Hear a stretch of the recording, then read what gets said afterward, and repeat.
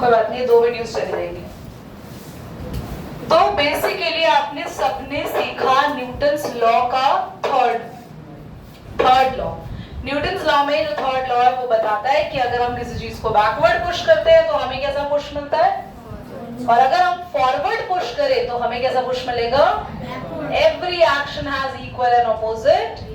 क्या आपको एग्जाम्पल समझ में आ गए? बलून एग्जाम्पल, रॉकेट एग्जाम्पल, जो भी हमने लास्ट पढ़ा वो सारी चीजें आपके पास क्वेश्चंस बनकर आती हैं। ठीक है, चलिए स्टार्ट करेंगे क्लास। आज हम पढ़ेंगे रिकॉइलेशन ऑफ गन। क्या पढ़ेंगे? रिकॉइल का मतलब होता है गन का पीछे जाना। रिकॉइल ऑफ गन या रिकॉइलेशन ऑफ गन भी बोलते हैं। सो क्लास,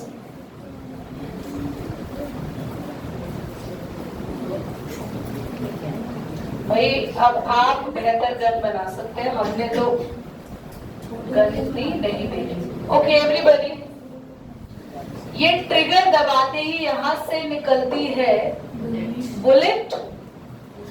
आप में से कितने बच्चों ने गन फायरिंग देखी है? तो ऐसे करते हैं फायर करते हुए वो लोग, तो वो जानबूझ के करते हैं या हाथ को फोर्स लगता है? यस, जितनी भारी गन होगी ना, जितनी हैवी गन, उतना आप जैसे ट्रिगर करोगे ना आपको ऐसे फोर्स लगेगा। क्योंकि जब बुलेट निकलती है तो बुलेट बहुत फोर्स से बाहर निकलती है।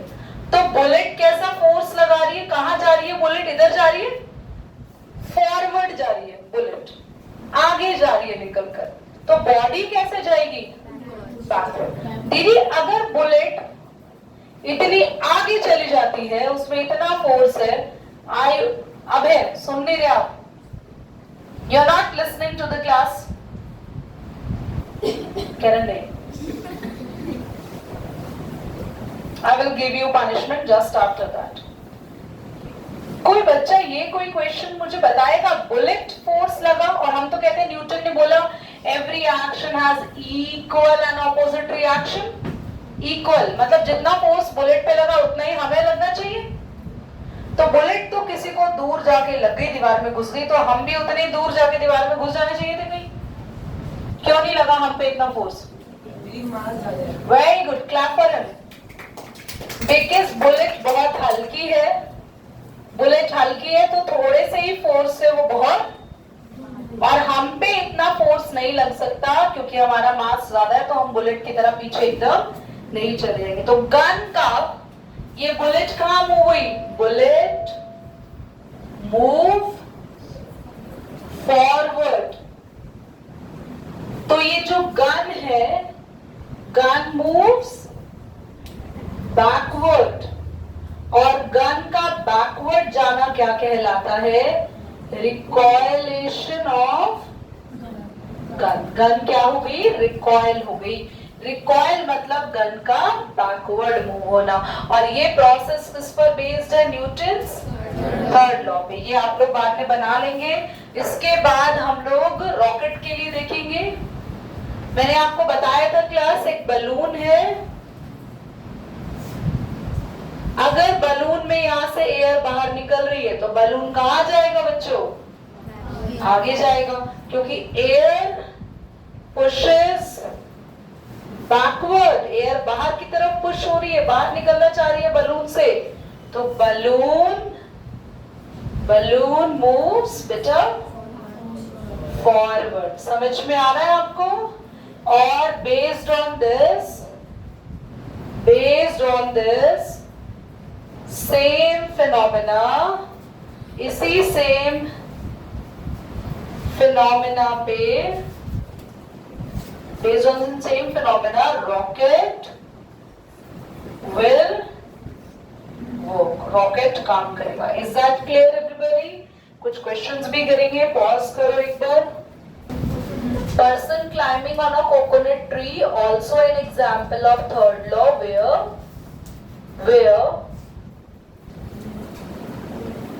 person pushes the trunk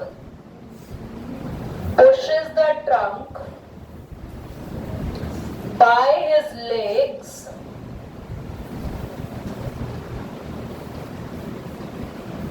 downward,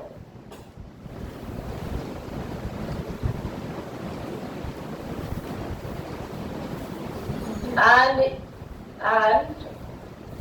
in return he receives an upward force. In return he receives an upward force. हाँ, लेग से फोर्स लगाता है. क्या हो, रिकॉर्डिंग हो गई तो क्या हो गया? नहीं मैंने बंद कर दिया, रिकॉर्ड नहीं किया तुम्हारा. मतलब बेसिकली अगर आपको ट्री क्लाइंबिंग करनी है तो आप लोग अपने पैरों से ट्री ट्रंक को क्या करते हैं, फील करते हैं बच्चा, डाउनवर्ड फोर्स, और आपकी बॉडी कहाँ जाती है, अपवर्ड. इतना क्लियर हो गया होगा सभी को? ठीक है. तो हमारे पास यहाँ पर हमने बलून डायग्राम किया, रॉकेट डायग्राम किया, हम लोगों ने बोट का डायग्राम पढ़ा, बोट कैसे रन ऑन करते हैं, ये सारी चीजें पढ़ी. बच्चों आप लोग अपनी बुक में पेज नंबर 109 पर आएंगे जल्दी से सभी बच्चे, और लास्ट पैराग्राफ पे देखेंगे. A rocket moves in a similar manner. Its engine produce the gas. ये बताया मैंने आपको. Yes or no? Yes or no? Rocket कैसे मूव करता है? रॉकेट से सारी गैसेस डाउनवर्ड या फिर हम कह सकते हैं बैकवर्ड आती है, और रॉकेट कहाँ जाता है, फॉरवर्ड या अपवर्ड. इसमें जो बुक में अंडरलाइन कर रहा है, जो मैंने तुम लोगों को नहीं लिखवाया, बिल्कुल last paragraph. What will happen if the engine of the rocket moving in a space fire in the direction of its motion. बच्चों क्या होगा अगर रॉकेट को ऊपर जाना है और सारी गैसेस भी ऊपर से ही निकले, तो रॉकेट कहाँ चला जाएगा, नीचे चला जाएगा, डाउनवर्ड, और वो कोलैप्स कर जाएगा, रॉकेट कोलैप्स हो जाएगा. The exhaust gas will exert a force in the direction opposite to the direction of the motion, thereby slowing it down, and this process was used by Vikram lander Chandrayaan 3 to slow down and attain a necessary velocity for a soft landing near the south pole of the moon. बच्चों rocket को जब moon पे land कराना था, मेरी बात को ध्यान से सुनना, तो उन्होंने ये प्रोसेस यूज किया था कि रॉकेट की गैसेस नीचे के बदले बल्कि ऊपर से रिलीज हो गई थी, जिससे हुआ क्या था, रॉकेट इजीली, देखो लिखा है ना, आप ध्यान से देखो, what will happen if the engine of a rocket moving in a space. Rocket कहाँ मूव कर रहा है, स्पेस पे.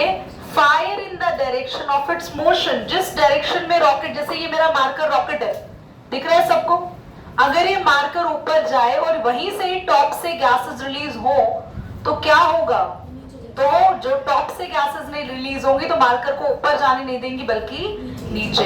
आप सबने चंद्रयान में देखा था रॉकेट किस तरीके से स्पेस पे गया था, मून पर लैंड हुआ था, क्या आपने देखा था? वो छोटा सा रॉकेट जो बना हुआ था, उसके लेग्स भी थे. ये मूवी काफी न्यूज में भी पॉपुलर हुआ था, चंद्रयान 3 जब आया था अभी, आई थिंक मे बी आप सभी ने देखा होगा टीवी पे. इसी इवनिंग का टाइम था, ये सारा लाइव टेलीकास्ट हो रहा था. तो बच्चों चंद्रयान 3 को अगर मून पे सॉफ्ट लैंडिंग करानी थी तो चंद्रयान 3 को स्लो करने के लिए गैसेस को जहां उसका मोशन था उसी डायरेक्शन से बाहर निकाला था, ताकि जो हमारा रॉकेट है वो थोड़ा स्लो हो जाए और आराम से लैंड डाउन करे. Is that clear? Rocket speed को कंट्रोल करने के लिए क्या करते हैं, उसकी मोशन के डायरेक्शन में गैसेस को रिलीज कराते हैं. दोबारा पूछ, रॉकेट स्पीड को कैसे कंट्रोल करते हैं, जल्दी बोलो. अपर पार्ट, या हम बोले कि when gases release in its direction of motion. क्या लिखेंगे साइंटिफिक आंसर में, when gases release in direction of motion. चलिए, the pair of equal and opposite forces, ये हो गया, हमने ये पढ़ लिया सब. अब